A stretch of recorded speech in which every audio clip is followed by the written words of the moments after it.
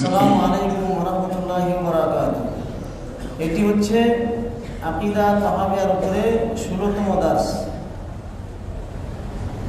وصلنا إلى قوله رحمه الله فإنه ما سلم في دينه إلا من سلم لله عز وجل ولرسوله صلى الله عليه وسلم، يعني أن السلامة في الدين من الوقوع في الزلل والضلال لا يكون إلا بالتسليم والانقياد لله ولما يأمر به الرسول صلى الله عليه وسلم. فإنه ما سلم في دينه إلا من سلمه الله. من سلم لله.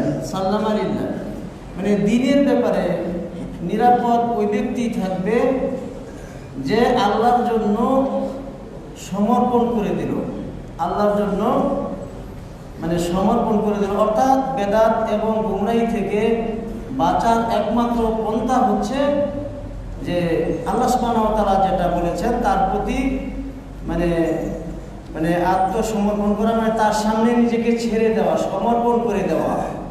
এছাড়া মানে গুমরাহি থেকে বিভ্রান্তি থেকে বাঁচার কোনো উপায় নাই। فالتسليم يعني الانقياد والاستسلام بالطاعة والبعد عن المعصية. فلا وربك التسليم হচ্ছে أكمل الآية. فلا وربك لا يؤمنون حتى يحكموك فيما شجر بينهم ثم يحكموا ما جرى ولا يجدوا ثم لا يجدوا في أنفسهم حرجا مما قضيت ويسلموا، هذا الاستسلام، ويسلموا بحكم الله وحكم رسوله تسليما. نعم. তাসলিম অর্থ হচ্ছে আনুগত্য করা, নত হওয়া, মানে আনুগত্যের মাধ্যমে নত হওয়া এবং মাসিয়াত থেকে দূরে থাকার মাধ্যমে, আনুগত্য করার মাধ্যমে নত হওয়া মানে মেনে নেওয়া, আনুগত্য প্রকাশ করা। যেমন আল্লাহ সুবহানাহু ওয়া তাআলা বলেছেন ফালা রাব্বিকা লা ইউমিনুনা হাত্তা ইউহাক্কিমুকা ফীমা শাজারা বাইনাহুম। এই আয়াতে আল্লাহ সুবহানাহু ওয়া তাআলা বলেছেন যে তারা ততক্ষণ পর্যন্ত ঈমানদার হবে না যতক্ষণ না তারা তোমাকে ফয়সালাকারী বানাবে তাদের পারস্পরিক বিবাদের ক্ষেত্রে।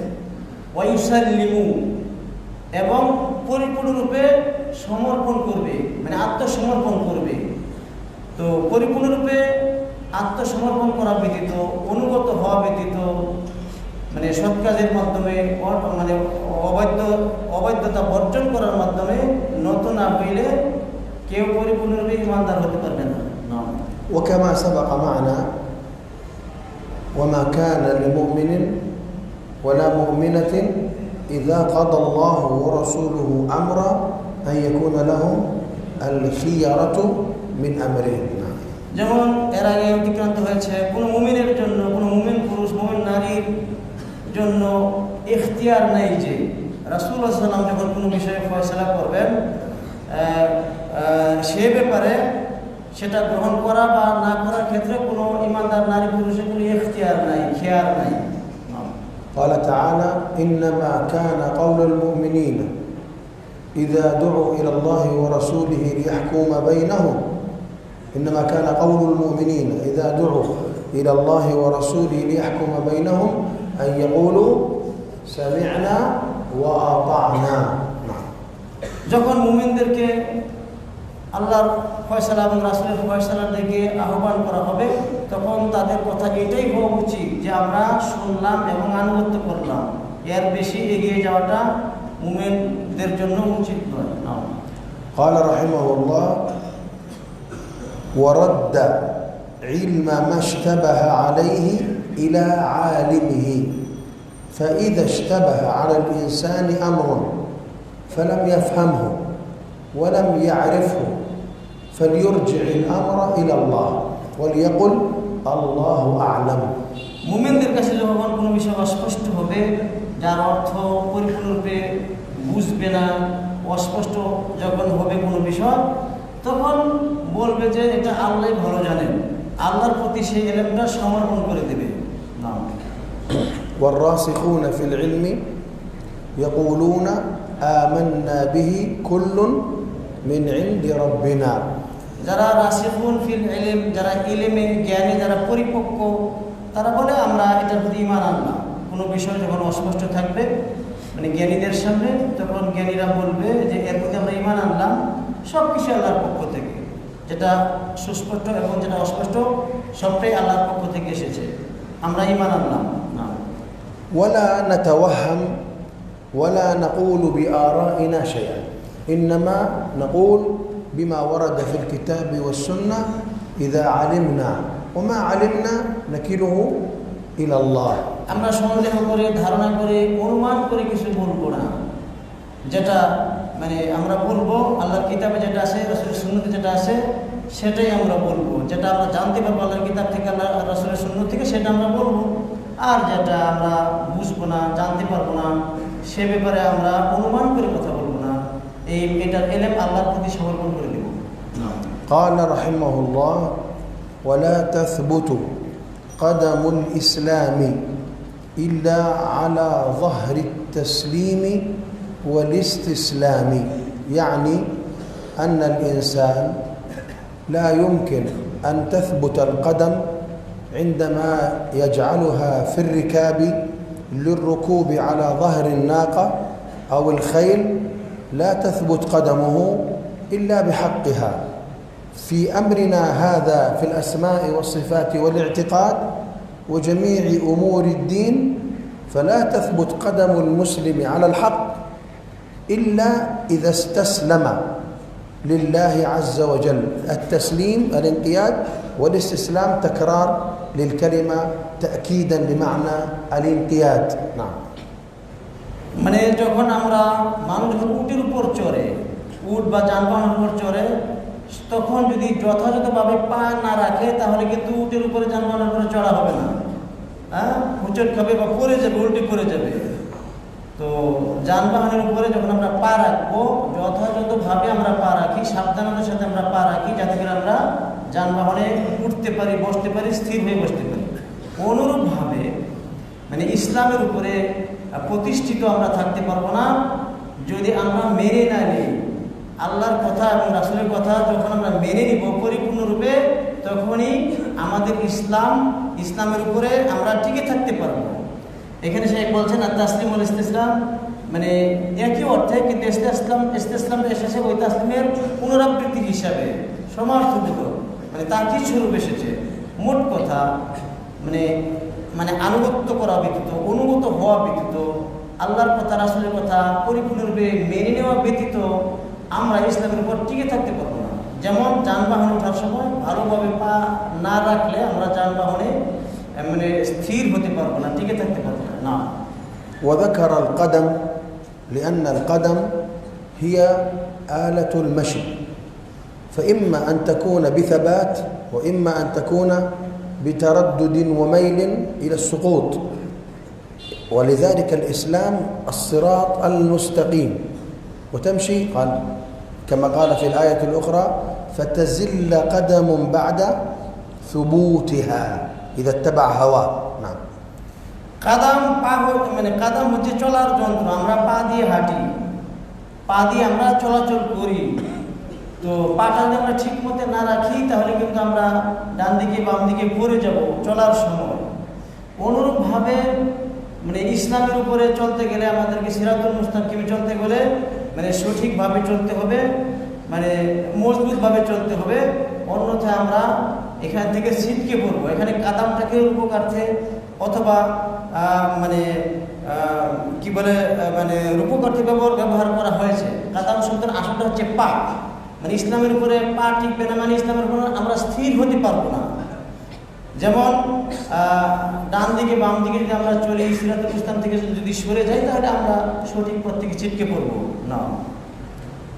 ومن العبارات المعروفة يقولون له قدم صدق في الإسلام، يعني القدم سميت قدما لأن الإنسان في المشي يتقدم بها، وتتقدمه، فهي وسيلة للتقدم، وهي متقدمة على جسد الإنسان أثناء المشي أو السير إلى الله سبحانه وتعالى।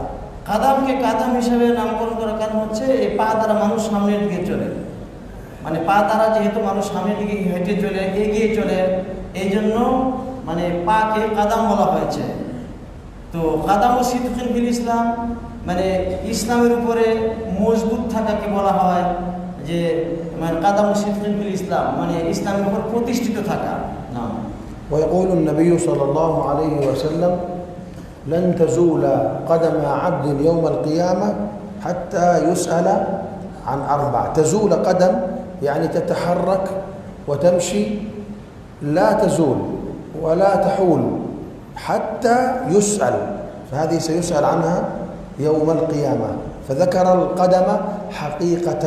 نعم মানে হাদিসে এসেছে কারো পা নড়বে না, কেউ পা নড়াতে পারবে না কিয়ামতের দিন চারটি বিষয় সম্বন্ধে জিজ্ঞাসা মানে না করা পর্যন্ত, চারটি প্রশ্নের জবাব না দেওয়া পর্যন্ত, চারটি মানে প্রশ্নের সম্মুখীন না হওয়া পর্যন্ত কেউ পা নড়াতে পারবে না।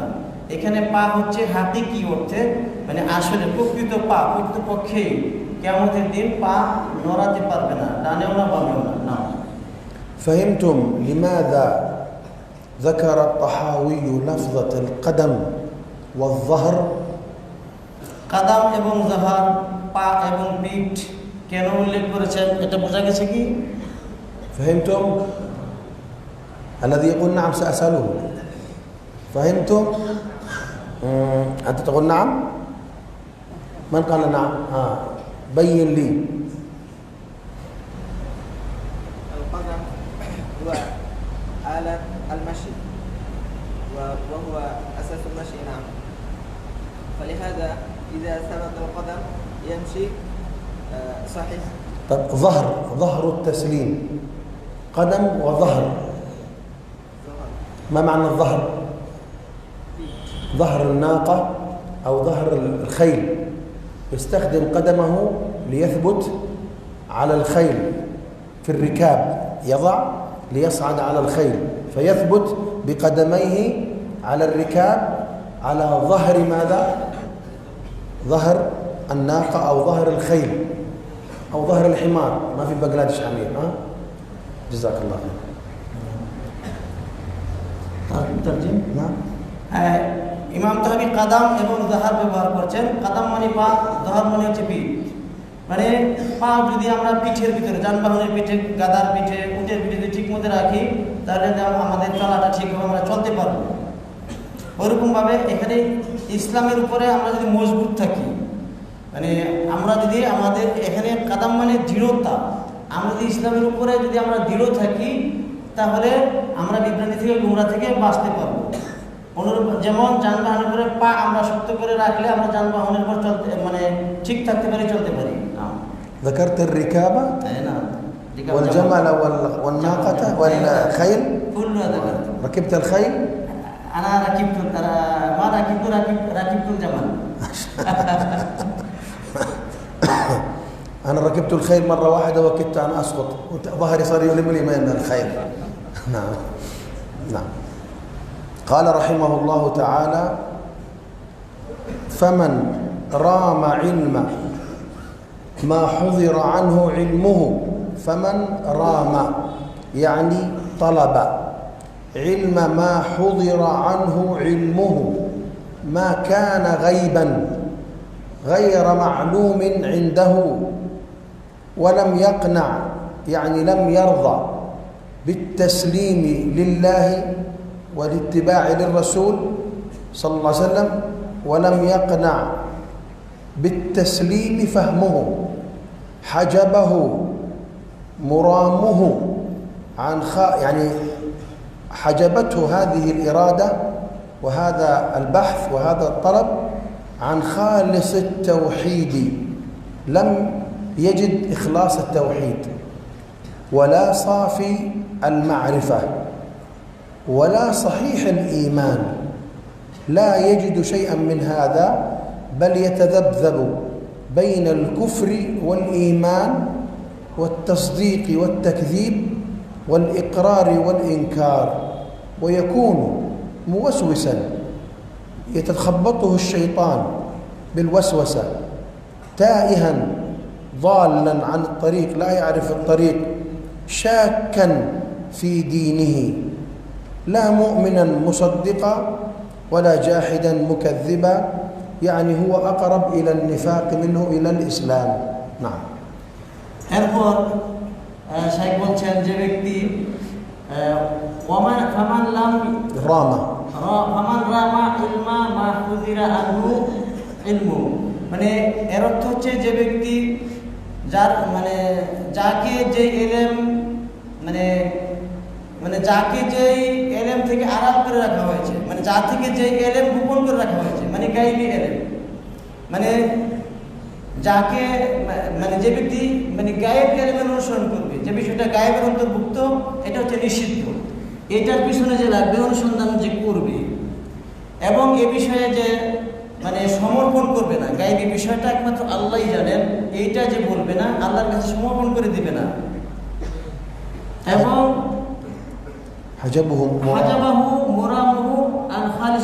আল্লাহ সুবহানাহু ওয়া তাআলা তাকে বঞ্চিত করবেন পরিচ্ছন্ন তাওহীদ থেকে।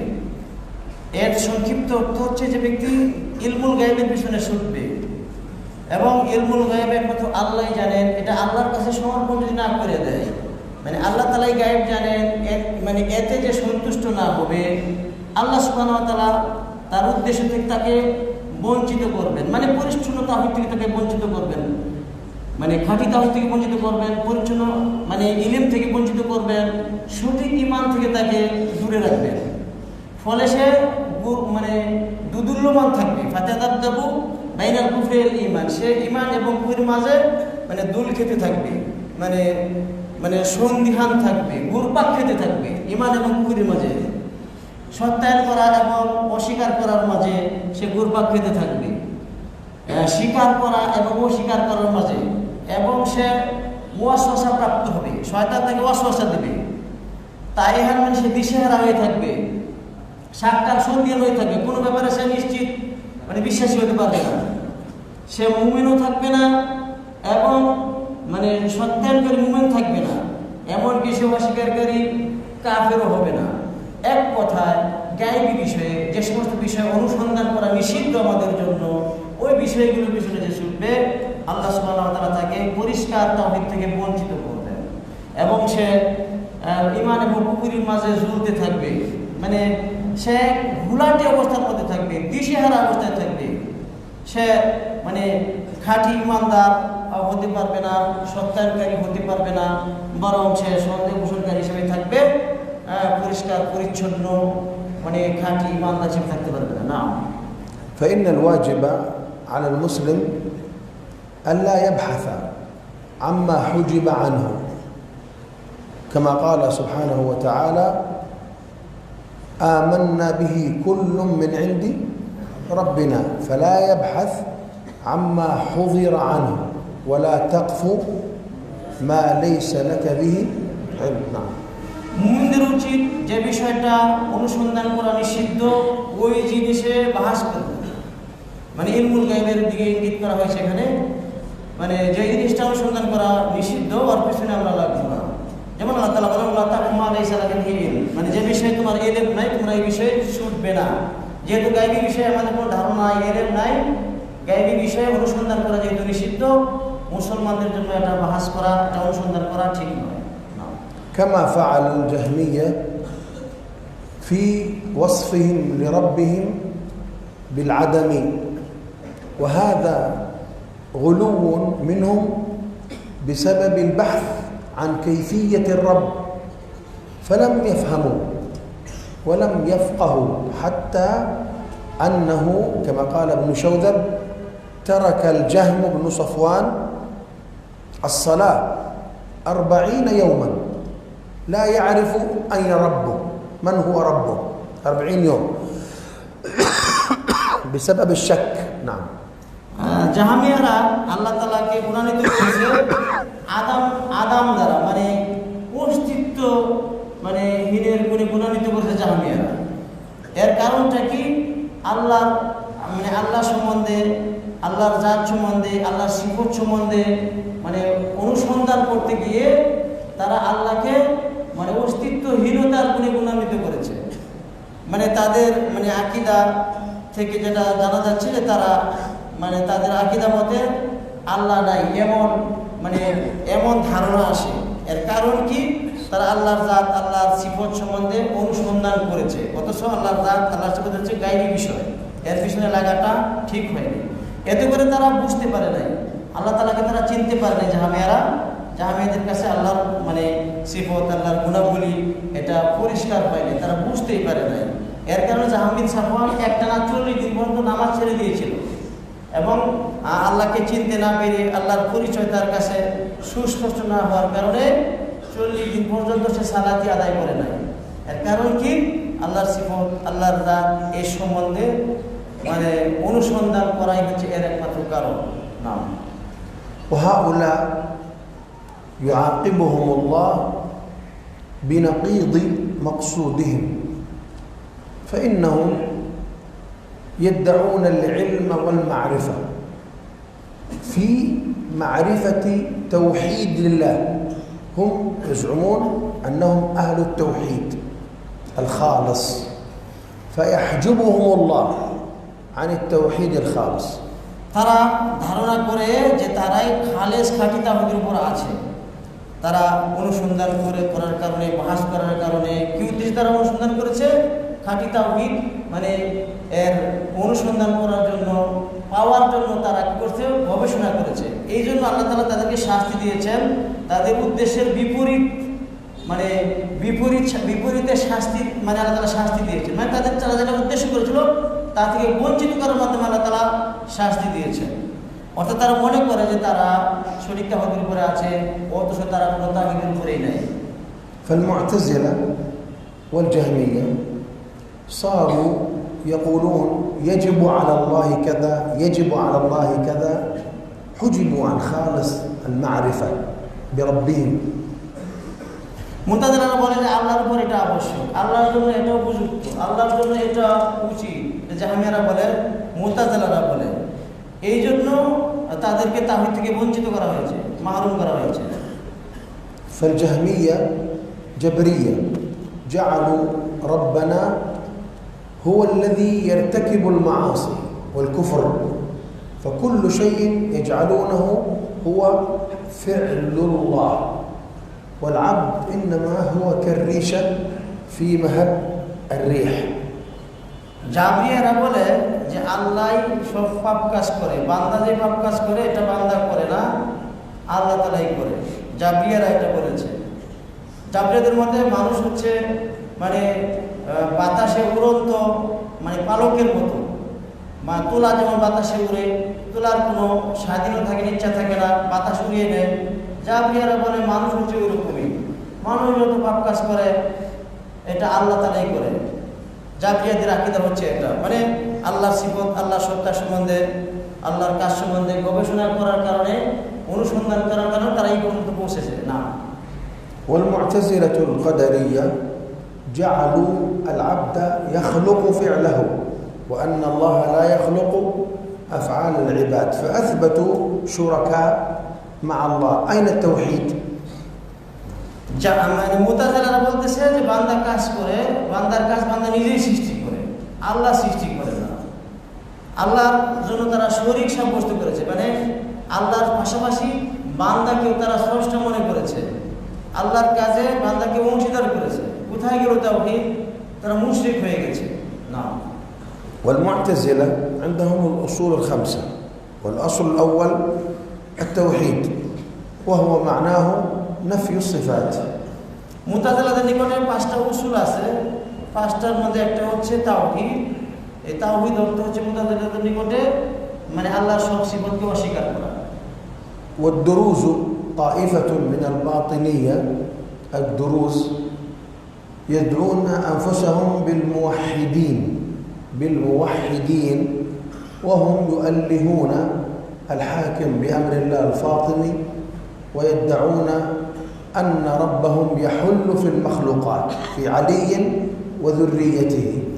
দুরুস একটা সম্প্রদায়, তারা দাবি করে যে তারা তাওহীদপন্থী, দুরুজি সম্প্রদায় ইয়াদউনা মুওয়াহিদুন, نعم يقولون عن أنفسهم তারা নিজেদের সম্বন্ধে বলে যে আমরা তাওহীদপন্থী, অথচ তারা বিশ্বাস করে যে আল্লাহ তাআলা নামেন আলী রাদিয়াল্লাহু তাআলার মধ্যে আল্লাহ তাআলা অবতরণ করেন। এটা হচ্ছে দুরুজি সম্প্রদায়ের আকীদা। কোথায় তাওহীদ? أما المؤمنون الذين أخلصوا في توحيدهم وعندهم المعرفة الصافية يعني العلم النقي. المعرفة هنا بمعنى العلم الصافي النقي والإيمان الصحيح بالتسليم والانقياد. যারা মুমিন, যে সমস্ত মুমিনদের কাছে ইলম পরিষ্কার পরিচ্ছন্ন ইলম আছে, এখানে মারিফাত হচ্ছে ইলম। যাদের কাছে, যে সমস্ত মুমিনদের কাছে মানে পরিচ্ছন্ন পরিষ্কার ইলম আছে, তারা মানে আল্লাহর আনুগত্য করে, আল্লাহর কথা মেনে নেয়। না قال فيتذبذب قال الله في المنافقين مذبذبين بين ذلك لا إلى هؤلاء ولا إلى هؤلاء. هكذا الحائر الذي لا يعرف الحق فإنه يتذبذب ويتردد. نعم يتذبذب মানে ঘুরপাক খায়, বাংলা হবে মানে জুড়তে থাকে এদিকেও না ওদিকেও না। যেমন কোরআনে আছে ইয়াতাদাবদাবুনা বাইনা যালিকা, এগুলোর মাঝে সে ঘোরাফেরা করে। মুযাবযাবিনা বাইনা যালিকা। না এখন হায়ের, ইয়াতাদাবদাব মানে মুতাদাবদাব মানে হায়ের মানে দিশেহারা, যে হক সম্বন্ধে জানতে পারে না, সত্যটা যে জানতে পারে না, সে মানে মানে মানে দিশেহারা থাকে, একাধিক বিষয়ের মাঝে ঘুরপাক খেতে থাকে। না وهكذا للأسف بعض الناس من أهل الحديث يتذبذبون بين الإخوانيين والسلفيين. لا تكون سلفيا واضحا غير مذبذب. نعم কিছু মানুষ আছে ইখওয়ানি এবং সালাফি এর মাঝে ঘুরপাক খায়, মানে দিশেহারা হয়ে থাকে। সে সালাফিও না, ইখওয়ানিও না, মানে তার কাছে বিষয়টা অস্পষ্ট, কোনটা সত্য কোনটা বাতিল এটা বুঝতে না পেরে সে ঘুরপাক খেতে থাকে। قال هنا عمن لم يسلم لأمر الله فيقع في التذبذب بين الكفر والإيمان. الكفر هو ارتكاب ما يذهب الإسلام والإيمان، وأصله من الستر والتغطية، وسمي الفلاحون كفار لأنهم يغطون البذور بالتراب. فالكافر يغطي الحق، يغطي الإيمان، يغطي التوحيد بالشك والجحود ونحو ذلك. نعم কাফের আসলে ঈমান ঢেকে রাখে, কাফের মানে ঈমানকে আচ্ছাদিত করে ফেলে সন্দেহের মাধ্যমে এবং অন্যান্য সন্দেহের কারণে অন্যান্য কারণে ঈমানকে ঢেকে রাখে। মানে কৃষককেও কাফের বলা হয় এই জন্য যে মানে কৃষক কি করে বীজ বপন করে তারপরে মই দিয়ে বীজ মাটির নিচে ঢেকে ফেলে, এই জন্য কৃষককেও কাফের বলা হয়। আর কাফের যেহেতু ঈমান ঢেকে রাখে, ঈমানকে লুকিত রাখে, আচ্ছাদিত করে ফেলে, এই জন্য মানে কাফেরকেও কাফের বলা হয়। নাম আর কুফর অর্থ হচ্ছে শীতের, মানে ঢেকে রাখা মানে আচ্ছাদিত করে ফেলা।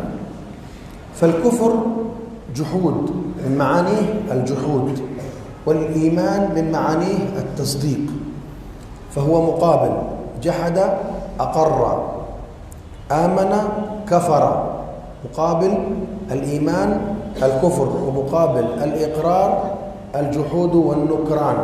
نعم ঈমান এবং কুফর এই দুটি হচ্ছে মানে পরস্পর বিপরীত অর্থবোধক শব্দ। জাহাদা মানে অস্বীকার করা, মানে কাফারা মানে মানে জাহাদা অস্বীকার করা, আর আমান এর বিপরীত হচ্ছে আকাররা স্বীকার করা। মোট কথা কুফর মানে এই শব্দটা হচ্ছে ঈমানের বিপরীত, নাম ইকরারের বিপরীত। وذكر هنا والتصديق والتكذيب. ضد التصديق صدق، ضده كذب. فالتصديق يعني أن يصدق بقلبه وبجوارحه ولسانه ما جاء في الشرع. التكذيب أن يقع عنده التكذيب وعدم الإيمان بالحق وعدم التصديق، فيتبع ذلك بلسانه وجوارحه. نعم. কাফারা এর বিপরীত হচ্ছে আমানা, আমানা এর বিপরীত হচ্ছে কাফারা, অনুরূপ সাদাকা এর বিপরীত হচ্ছে কাযযাবা। সাদাকা এর মানে হচ্ছে যে ইসলামী শরীয়তে যা কিছু এসেছে তা সত্যায়ন করা, এটা জবানের মাধ্যমে, অঙ্গ প্রত্যঙ্গের মাধ্যমে, মানে ইসলামী শরীয়তের যাবতীয় বিষয় স্বীকার করে নেওয়া, মেনে নেওয়ার নাম হচ্ছে তাসদীক। আর তার বিপরীত হচ্ছে তাকযীব, মানে ইসলামী শরীয়তের যত বিষয় আছে, আকীদার বিষয়, অন্যান্য বিষয়, এই সবগুলোকে অস্বীকার করার নাম হচ্ছে তাকযীব। والإقرار والإنكار. الإقرار أن يقبل وأن يقر، والإنكار أن يجحد وينكر. فالإقرار يقابله الإنكار، أقر بالحق وافق عليه وأثبته، أنكره جحده ونفاه، فهذا يكون مترددا بين الإقرار بالحق والإنكار للحق. অনুরূপভাবে ইকরার ও ইনকার এই দুটো পরস্পর বিপরীত অর্থবোধক শব্দ। ইকরার মানে সত্যকে কবুল করে নেওয়া, সাব্যস্ত মানে করা, সত্যকে সাব্যস্ত করা, এটা হচ্ছে ইকরার। আর ইনকার হচ্ছে প্রত্যাখ্যান করা, তার বিপরীত সত্যকে প্রত্যাখ্যান করা। সুতরাং যে ব্যক্তি মানে আল্লাহর কথা মেনে না নিবে, আল্লাহর কথায় যে সন্তুষ্ট না থাকবে, সেটাকে মাথা পেতে মেনে না নিলে সে মানে দুদুল্যমান থাকবে ইকরারের মাঝে এবং ইনকারের মাঝে, মানে সত্যকে সাব্যস্ত করার মাঝে এবং প্রত্যাখ্যান করার মাঝে সে মানে দুদুল্যমান থেকে যাবে, মানে গুরুনয়মান থেকে মানে গুরুপাক্ষিতে থাকবে। موسوسا يعني عنده وسواس بحيث إنه لا يدرك الحقيقة، تأتيه وساوس من الشيطان وشكوك، قال موسوسا تائها شاكا.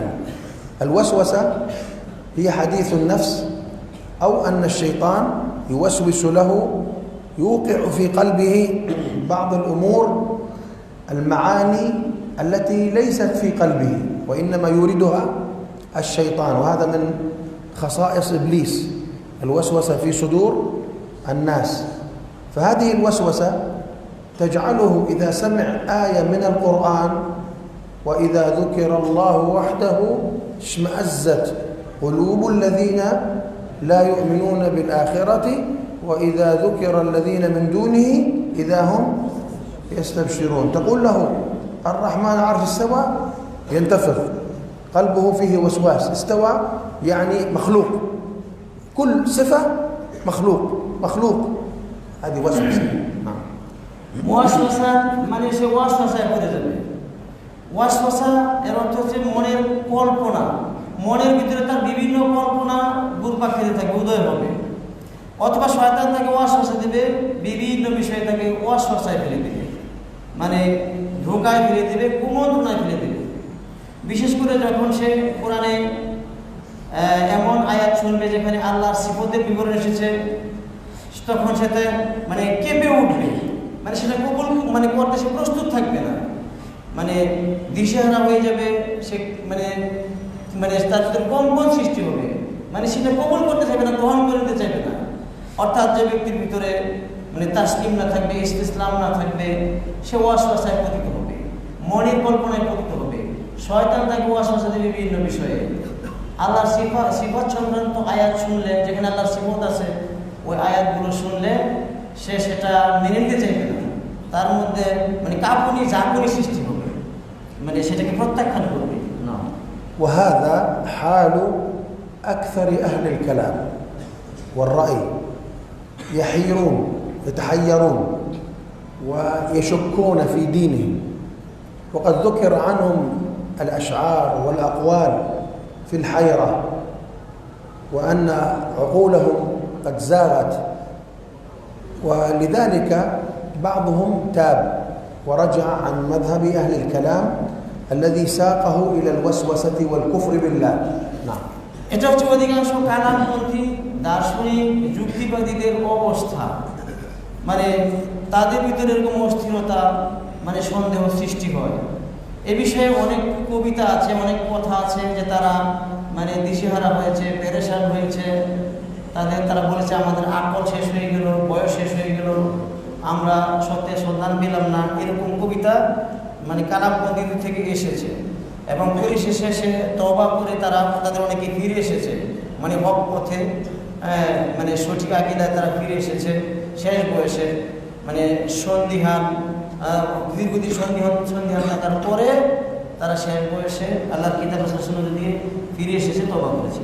قال رحمه الله: ولا يصح الإيمان بالرؤية لأهل دار السلام لمن اعتبرها منهم بوهم أو تأولها بفهم. يعني من تأول رؤية المؤمنين في الجنة، أهل دار السلام، الجنة هي دار السلام. نعم. মানে যে ব্যক্তি রুইয়াতের তাবিল করবে, আল্লাহকে দেখা যাবে, এর তাবিল যারা করবে তাদের রুইয়াতের প্রতি ঈমানটা মানে বিশুদ্ধ করে খাঁটি হবে না। মানে জান্নাতীরা যে আল্লাহকে দেখবে এর তাবিল করা যাবে না, এটা আসলেই দেখবে, প্রকৃতপক্ষেই দেখবে। এর তাবিল যারা করবে ধারণা, নিজস্ব ধারণার উপর নির্ভর করে, বিবেকের উপর নির্ভর করে যারা এর ব্যাখ্যা করবে, অপব্যাখ্যা করবে, মানে তাদের ঈমানটা পরিশুদ্ধ হবে না। قال تعالى: والله يدعو إلى دار السلام، يعني إلى الجنة. আল্লাহ তাআলা বলেছেন সালামের দিকে আহ্বান করেন, অর্থাৎ জান্নাত, বেহেশত। وقال تعالى: لهم دار السلام عند ربهم، يعني الجنة. দারুস সালাম অর্থ হচ্ছে জান্নাত। وسميت بذلك لما اشتملت عليه من الأمن والأمان. জান্নাতের মধ্যে যেহেতু নিরাপত্তা আছে, মানে আমান আছে, নিরাপত্তা, জান্নাতের মধ্যে যেহেতু মুমিনরা নিরাপদ থাকবে, এই জন্য দারুস সালাম বলা হয়েছে জান্নাতকে। সালাম মানে নিরাপত্তা। سلام قولا من رب رحيم. যেমন আল্লাহ তাআলা বলেছেন মানে নিরাপত্তা আল্লাহ তাআলার পক্ষ থেকে। নাম والملائكة يدخلون عليهم من كل باب سلام عليكم بما صبرتم فنعم عقبى الدار. ফেরেশতারা জান্নাতে ঢুকে মুমিনদেরকে বলবে সালামুন আলাইকুম, মানে তোমাদের জন্য নিরাপত্তা, তোমরা নিরাপদ থাকবে, কোনো শাস্তি কষ্ট হবে না। জান্নাতের ভিতরে ফেরেশতারা ঢুকে মুমিনদেরকে এই সালাম জানাবে, মানে নিরাপত্তা আর সুসংবাদ দিবে। فمن أول هذه الرؤيا التي لأهل دار السلام لربهم بوهم، يعني اعتبرها بوهم، وصف وهما لتفسير هذه الرؤيا، أو تأولها فسرها بفهم باطل، كقولهم يرى لا في جهة، أو أنه إنما يرى ثواب عمله، يرى ثواب عمله ولا يرى ربه كما يقوله الجهمية والمعتزلة. نعم. মুতাজিলা জাহামিয়ারা এই রুয়াতের কি করে ব্যাখ্যা করে, মানে ধারণা দিয়ে ব্যাখ্যা করে, তাদের ধারণা অনুযায়ী এটাকে ব্যাখ্যা করে। মানে রুয়া মুমিনরা যে আল্লাহকে দেখবে জান্নাতে, এটার ব্যাখ্যা তারা করে তাদের মনের কল্পনা দিয়ে ব্যাখ্যা করে, এবং ভুল বুঝ দিয়ে, ভুল ফাহাম দিয়ে ব্যাখ্যা করে। তারা কি ব্যাখ্যা করে যে আল্লাহ তাআলাকে দেখা যাবে কিন্তু কোনো দিকে দেখা যাবে না, অথবা বলে যে আল্লাহকে দেখা যাবে মানে আল্লাহর সওয়াব দেখা যাবে, আল্লাহকে দেখা যাবে না, বরং আল্লাহ সওয়াব যে দিবেন এই সওয়াব দেখা যাবে, এইভাবে তাবিল করে মুতাজিলারা জাহামিয়ারা। না, إذ كان تأويل الرؤيا يعني حقيقة تحريف الرؤيا وتحريف كل الصفات التي تضاف إلى الله. قال: إذ كان تأويل الرؤيا وتأويل كل معنى يضاف إلى الربوبية بترك التأويل ولزوم التسليم. هذا الذي يجب عليه، أن يترك التأويل الفاسد وأن يلتزم بماذا؟ بالتسليم، كما سبق الكلام عن التسليم. نعم. এই পয়েন্টের মানে ব্যাখ্যা হচ্ছে, সে বলছেন যে রুইয়া এর প্রকৃত ব্যাখ্যা হচ্ছে মুমিন কোন যে আল্লাহকে দেখবে, এর আসল অর্থটা হচ্ছে, প্রকৃত ব্যাখ্যাটা হচ্ছে, এবং আল্লাহ তাআলার আরো যে সমস্ত সিফত আছে ওই সিফতগুলোর প্রকৃত ব্যাখ্যা হচ্ছে তাবিল বর্জন করা, কোনো প্রকার তাবিল না করা, এটাই হচ্ছে মানে রুইয়া এবং অন্যান্য সমস্ত সিফাতের আসল ব্যাখ্যা, আসল অর্থ। قال فهذا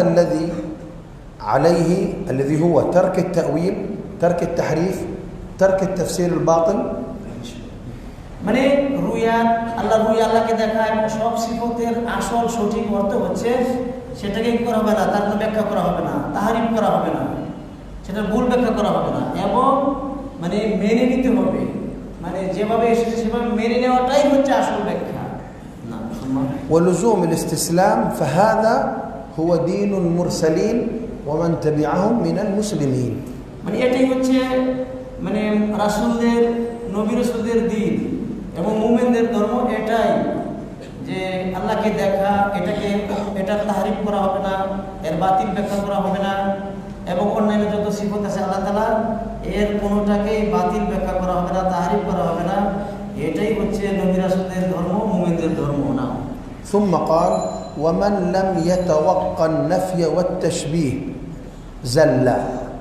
الذي لا يبتعد عن نفي صفات الله وعن تشبيه صفات الله، عن الأمرين التعطيل والتشبيه، ماذا حصل له النتيجة؟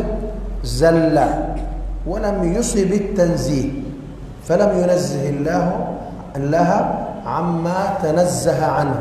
نعم.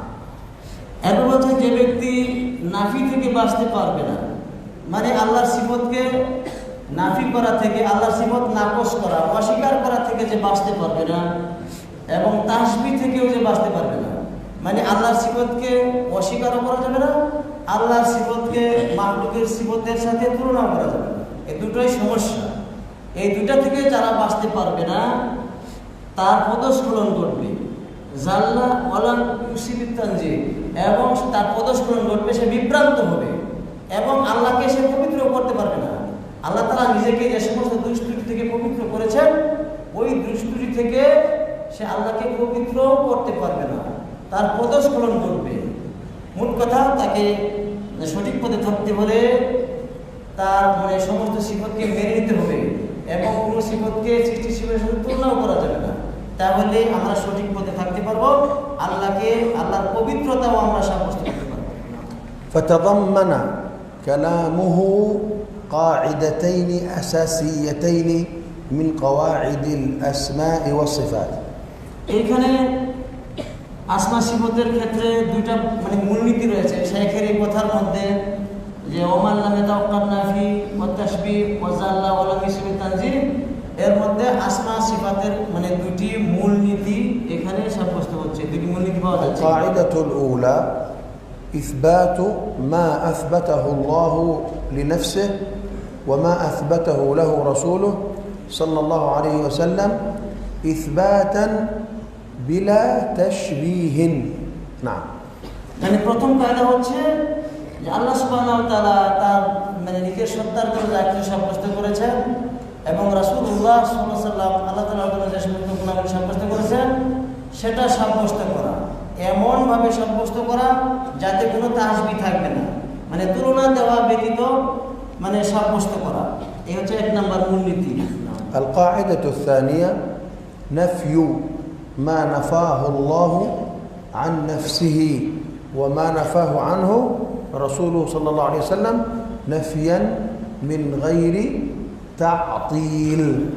আর দ্বিতীয় কায়দা হচ্ছে, দ্বিতীয় মূলনীতি হচ্ছে আল্লাহ সুবহানাহু ওয়া তাআলা তার নিজের সত্তা থেকে যা নাকশ করেছেন, এবং রাসূল সাল্লাল্লাহু আলাইহি সাল্লাম আল্লাহ থেকে যা কিছু নাকশ করেছেন মানে তা নাকশ করা, তা নাফি করা, এমনভাবে যাতে কোনো কিছু কোনো সিফতকে অস্বীকার করা না হয়ে যায়, মানে অস্বীকার করা ব্যতীত আল্লাহ তাআলার মানে সিফত, আল্লাহ তাআলা থেকে দুষ্ত্রুটি নাফি করা, দুষ্ত্রুটি দূর করার অর্থ এই নয় যে কোনো সিফতকে অস্বীকার করা হবে, কোনো সিফত যেন অস্বীকার করা হয়ে না যায়, এইভাবে আল্লাহ সুবহানাহু ওয়া তাআলা থেকে ওইসব জিনিস নাকশ করা, নাফি করা যা আল্লাহ তাআলা নাকশ করেছেন, এবং ওই সমস্ত জিনিস নাকশ করা যা রাসূলুল্লাহ সাল্লাল্লাহু আলাইহি ওয়াসাল্লাম আল্লাহ থেকে নাফি করেছেন বা অস্বীকার করেছেন।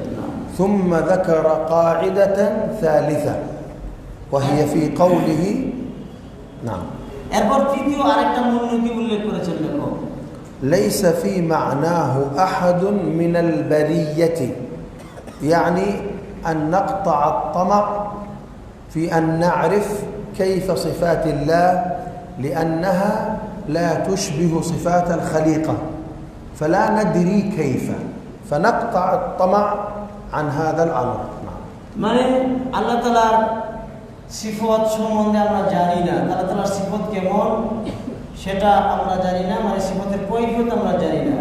মানে আল্লাহর কোনো সিফত সাব্যস্ত করবো ঠিকই, কিন্তু কিরকম আল্লাহ তাআলার সিফত এইটা আমরা বলবো না। মানে আল্লাহ তাআলার সিফতের পদ্ধতির ইলম আমরা দাবি করবো না। মানে কোনো সৃষ্টি আল্লাহর সিফতের মানে পদ্ধতি ধরন পদ্ধতি জানে না। إذن كلامه تضمن 3 قواعد أو 3 قواعد عرفتموها؟ মানে এখানে ইমাম তাহাবী রাহিমাহুল্লাহর কথার মধ্যে 3টা মূলনীতি রয়েছে। আপনারা বুঝেছো কি মূলনীতি 3টা? احفظوها لأن بعد ذلك أسألكم عنها إن شاء الله. না বুঝলে এখন আবার বলবে শেখ, আবার আমরা বোঝানোর চেষ্টা করবো, একটু পরে জিজ্ঞাসা করবেন কিন্তু বুঝে বলুন না যে আমরা বুঝছি। قال رحمه الله: فإن ربنا جل وعلا موصوف بصفات الوحدانية.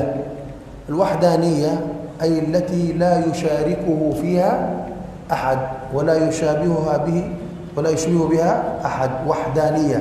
قل هو الله أحد. আল্লাহ তাআলা ওয়াহদানিয়াতের গুণে গুণান্বিত, মানে আল্লাহ তাআলার সিফতে আল্লাহ একক এবং অদ্বিতীয়। আল্লাহ তাআলার সিফতগুলোতে মানে কেউ শরীক না, তিনি একক এবং অদ্বিতীয়, মানে তার মতো সিফত কোনো সৃষ্টির মধ্যে নাই। কুল হুয়াল্লাহু আহাদ, আল্লাহ একক তার সিফতের মধ্যে, মানে ওয়াহদানিয়াতের গুণে আল্লাহ গুণান্বিত। আল্লাহর সিফতে আল্লাহ কোনো শরীক নাই না। قال: منعوت بنعوت الفردانية، يعني نفس المعنى، تكرار في الأسلوب كأنه خطبة. منعوت يعني موصوف بصفات الفردانية يعني الوحدانية، لأن العلماء فسروا الواحد بمعنى الفرد. মানে ওয়াহদানিয়া ফারদানিয়া এটা কাছাকাছি অর্থবোধক শব্দ।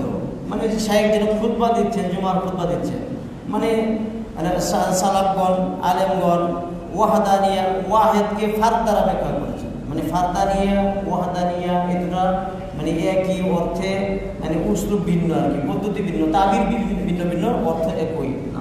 والأحد والواحد من أسماء الله الحسنى. ওয়াহিদ আহাদ আল্লাহর অতি সুন্দর নাম সমূহের মধ্যে গণ্য।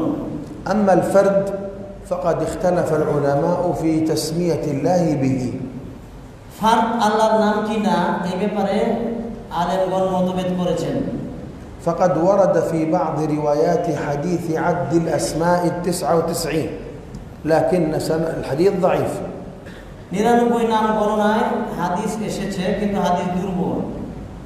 وورد في أحاديث أخرى الدعاء بالفرد: اللهم إنك أنت الله الواحد أحد الفرد الصمد، لكن إسناده ماذا؟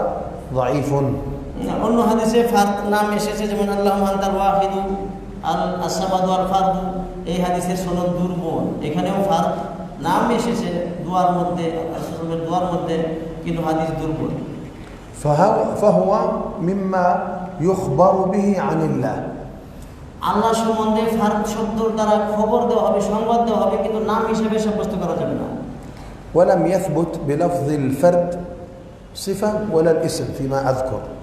আল্লাহর সিফত হিসাবে, নাম হিসাবে আমার জানা মতে ফারদ শব্দটা আসে নাই, কিন্তু আল্লাহ সম্বন্ধে সংবাদ দেওয়া যাবে। لكن يغني عنه الأحد والواحد. আহাদ ওয়াহিদ যথেষ্ট। ثم قال رحمه الله: ليس في معناه، يعني في معنى ربنا بأسمائه وصفاته، أحد من البرية يعني من الخليقة. মানে আল্লাহ তাআলার সিফতের মধ্যে মানাহু তুমির ইরজিবিলা ইলাল্লাহ সুবহানাহু ওয়া তাআলা, মানে আল্লাহর সিফতের মধ্যে মানে কোনো মানুষ শরীক না, কোনো মানুষের নানা যে সিফত রয়েছে, গুণাবলী রয়েছে, মানা মানে সিফত, সিফতের ক্ষেত্রে কোনো মাখলুক, কোনো মানুষ মানে মানুষের অংশীদারিত্ব নাই, কোনো অংশ নাই। قال رحمه الله: وتعالى عن الحدود والغايات، يعني النهايات، يعني ليس له حد محدود محصور، আল্লাহর কোনো সীমা নাই, আল্লাহ তাআলা সীমার ঊর্ধ্বে। ولكنه سبحانه منفصل وبائن عن خلقه، فالحد إذا أريد به أن الله محدود عن خلقه يعني ليس مختلطا بهم، فهذا بإجماع أهل السنة. وأما إن قصد به أن الله يحيط به شيء من خلقه أو هو محدود له أول وآخر، فهذا باطل، لأن الله هو الأول والآخر. نعم. এখানে তাআলা আল হুদুদ ওয়াল গায়াত, এর দ্বারা উদ্দেশ্য যদি হয় যে আল্লাহকে কোনো সীমায়িত করতে পারে না, আল্লাহ তাআলা সীমার ঊর্ধ্বে, কোনো মানে শেষগত সীমা, শুরুগত সীমা, এর ঊর্ধ্বে আল্লাহ তাআলা, এর বাইরে আল্লাহ তাআলা। এই অর্থটা সঠিক, এই অর্থে আলেমদের ঐক্যমতে এই অর্থটা সঠিক, ঠিক আছে। আর যদি এর দ্বারা উদ্দেশ্য হয় মানে যে আল্লাহকে সীমায়িত করে, মানে আল্লাহ সীমার ভিতরে আছে, তাহলে এটা হচ্ছে বাতিল, এই অর্থ হচ্ছে ভুল। فلفظ الحد قد ورد عن السلف نفيا وإثباتا، فما نفوه من الحدود يقصدون به الحد المخلوق أو أن الله له بداية ونهاية، فهذا منفي عن الله، ولا يحدون الله بحد يعلمه الناس وأنه له بداية ونهاية. وأما ورد إثباته يقصدون أنه سبحانه في العلو منفصل عن خلقه ليس مختلطا بهم. মানে হাত শব্দটা সালাফদের থেকে যে বর্ণিত হয়েছে তার অর্থ হচ্ছে আল্লাহ সুবহানাহু ওয়া তাআলা মানে সৃষ্টির সীমা থেকে আলাদা, এটা হচ্ছে অর্থ। নাফিউল হাদ ও ইসবাতুল হাদ, নাফিউল হাদ ورد نفيه وإثباته عن السلف. قال ابن المبارك: سئل: أنعرف ربنا؟ قال: نعم. قالوا: بحد؟ قال: نعم. وقال به الإمام أحمد بن حنبل وجماعة من المحدثين، وألف فيه الدشتي كتابا سماه إثبات الحد لله. نعم. মানে হাত শব্দটা সালাফদের থেকে সাব্যস্ত হয়েছে, আবার মানে এটা নাফিউ হয়েছে, দুই ভাবেই এসেছে। মানে হাত إذا ثبت الحد لله فمعناه إثباته أنه منفصل عن الخلق بائن منهم ليس مختلطا بهم.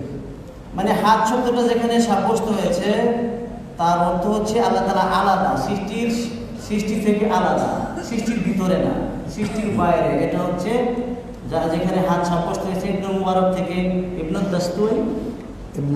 দাশতি ইবনে মুবারক ইবনে দাশতি থেকে, ইমাম আহমদ রাহিমাহুল্লাহ থেকে হাত মানে হাদ্দুন শব্দটা সাব্যস্ত হয়েছে আল্লাহর সিফতের ক্ষেত্রে, কিন্তু অর্থ হবে এখানে সীমার ভিতরে নয়, আল্লাহ তাআলা বাহিরে, সৃষ্টির বাহিরে, উপরে।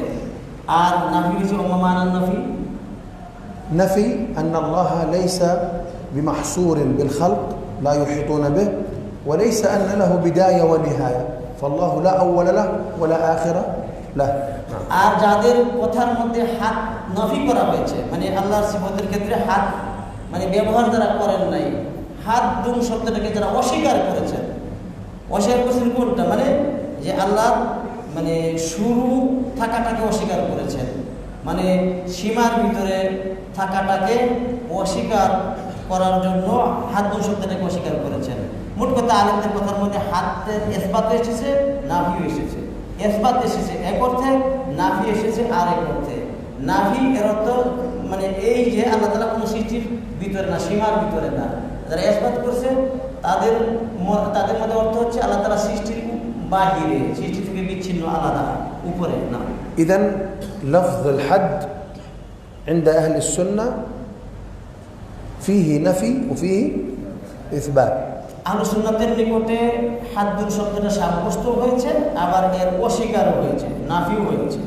ولا توجد صفة لله اسمها الحد، হাত নামে আল্লাহর কোনো সিফত নাই। وإنما فصل بين الخالق والمخلوق। এর দ্বারা উদ্দেশ্য হচ্ছে মানে সৃষ্টি থেকে স্রষ্টা আলাদা, সৃষ্টি থেকে স্রষ্টাকে আলাদা করার উদ্দেশ্য। ومن لم يثبت لله الفاصل بين الخالق والمخلوق لزمه أحد أمرين. যারা আল্লাহর মাঝে এবং মানুষের মাঝে, সৃষ্টির মাঝে, স্রষ্টার মাঝে ব্যবধান সৃষ্টি করে না, ব্যবধানের প্রতি বিশ্বাস করে না, যে খালেক মাখলুক থেকে আলাদা, এটা যারা বলে না, তাদের জন্য দুইটা জিনিসের একটি জিনিস আবশ্যক, মানে তাদের উপরে দুইটার একটা বিষয় আবশ্যক হবে। নাম قلت لزمه أحد أمرين. أي نعم قلت له فهمتم؟ وذكر الأمرين ولا لسه ما ذكر؟ ها؟ قولوا بالقوة، ذكرت أم لم أذكر؟ ذكر الأمرين؟ أنا ما ذكرتهما. أحد أمرين ما ذكرت بالتفصيل، ترجمت قولك أحد أمرين. الآن يعني ذكرت قولك ما ذكرت لزمه أحد أمرين. দুইটার একটা বিষয় তাদের উপর পতিত হবে, মানে দুইটা জিনিসের একটা করে তারা আগে পড়বে এক কথা। أمرين بس كلمتين. نعم ليس هذا বাংলা يختلف عن العربية. لزمه أحد أمرين. الأمر الأول أن ينفي وجود الله. প্রথম তারা যে সমস্যার মধ্যে পড়বে, মানে আল্লাহকে অস্বীকার করার সমস্যায় পড়বে। ويكون لا وجود له في الخارج إلا في الذهن فقط. তখন আল্লাহর অস্তিত্বটা হবে যিনি অস্তিত্ব, মানে আল্লাহ শুধু মস্তিষ্কের মধ্যেই থাকবেন, বাহিরে মস্তিষ্কের বাহিরে আরশের উপরে আল্লাহ আছে, মানে এই বিশ্বাস তাদের কথা থেকে পাওয়া যাবে না।